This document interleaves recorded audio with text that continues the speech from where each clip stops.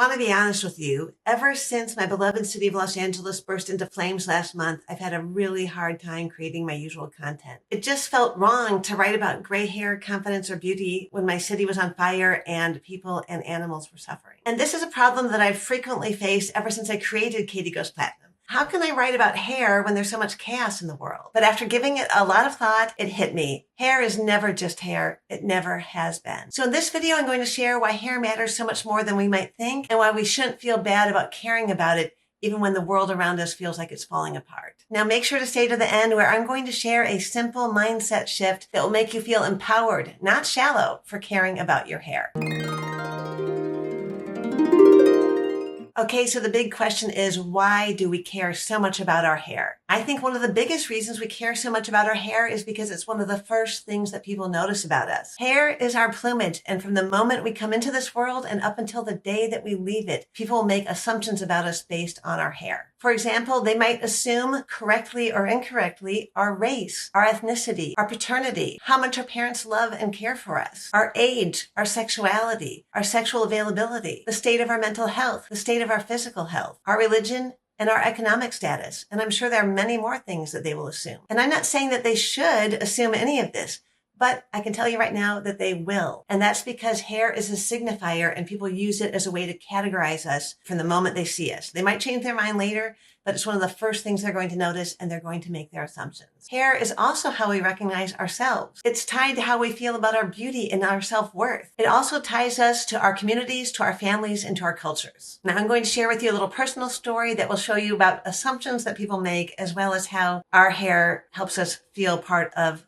the wider world. I was born to a redheaded mother and a basically bald father. My hair, however, was so black that some ignorant person asked my mother if she had adopted me from the nearby Native American reservation. When I was 2, my mom married my wonderful stepfather. He was Greek American, and he and all of his siblings had beautiful dark black hair. My dark hair helped me fit into and feel a part of my new family and my new culture. My hair tied me to my future brother and sister. And aside from the fact that I was tall and could not tan, I blended in beautifully with the Greek community, which as a kid felt very important. At school, it was a different story. My dark hair and green eyes made me stand out from my fellow students who were mainly Scandinavian American with blue eyes and blonde hair. As a little kid, that bothered me. I wanted to fit in with my friends at school. But as a teenager and an adult, I loved being different. I loved being unique. I really felt tied into my identity as a green-eyed, dark-haired person. In fact, my identity was so tied to my dark hair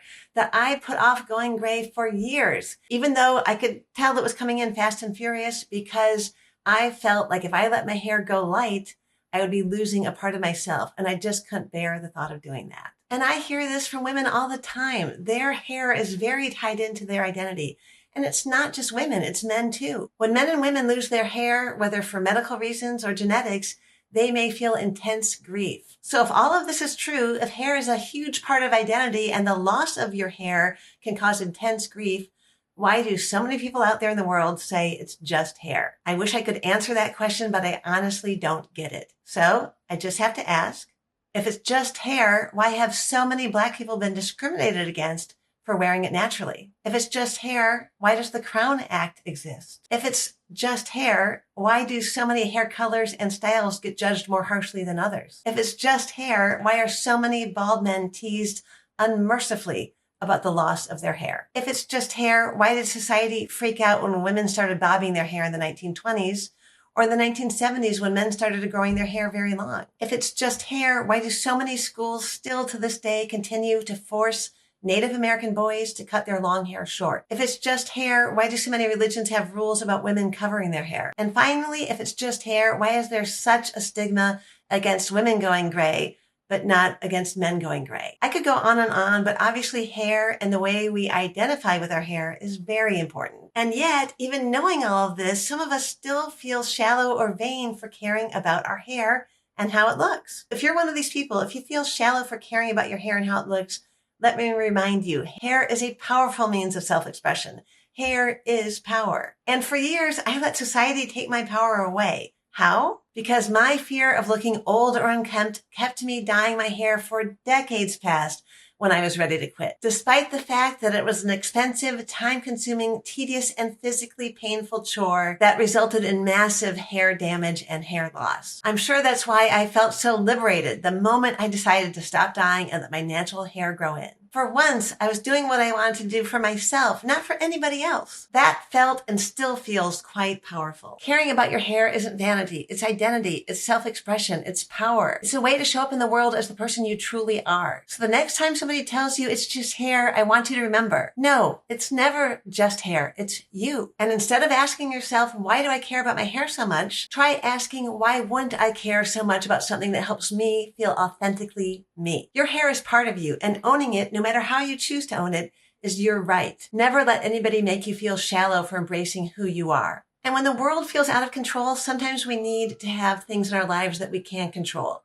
Hair is one of those things. Now, if you're watching this thinking, maybe it's time for me to reclaim my power too, I want you to know you're not alone. For me, the way I reclaimed my power was by going gray. That might not be for you, but if you want to go gray and you're not sure where to start, make sure to watch my next video, which is about all the different ways to go gray. And if you enjoyed this video or you found it helpful, fun, or informative, please hit the like or subscribe button. I hope to see you back here again soon.